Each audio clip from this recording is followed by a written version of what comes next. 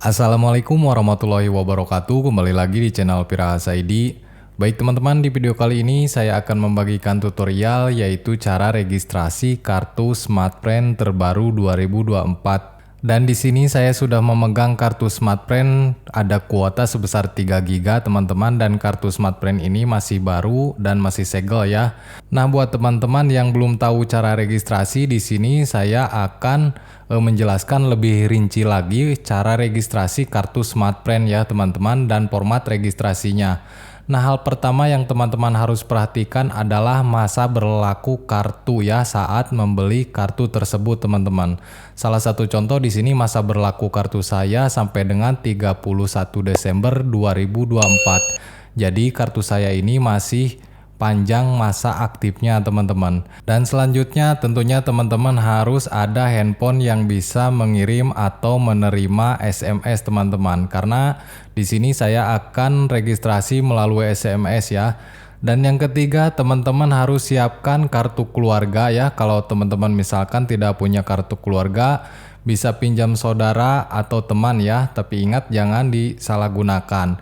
Dan di sini di kartu keluarga ini teman-teman ada nomor NIK dan nomor kartu keluarga ya, yang akan kita masukkan terlebih dahulu ke format SMS-nya nanti adalah nomor NIK ya teman-teman.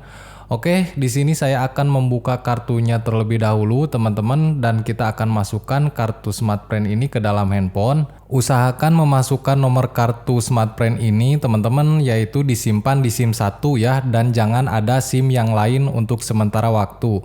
Oke, di sini saya akan melihat untuk sinyalnya teman-teman.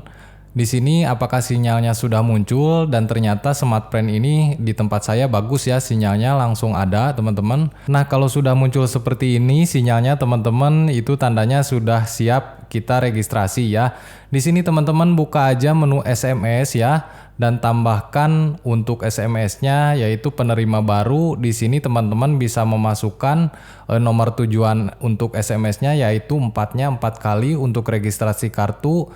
Dan selanjutnya untuk formatnya teman-teman masukkan nomor NIK yang ada di kartu keluarga terlebih dahulu ya teman-teman. Formatnya seperti ini.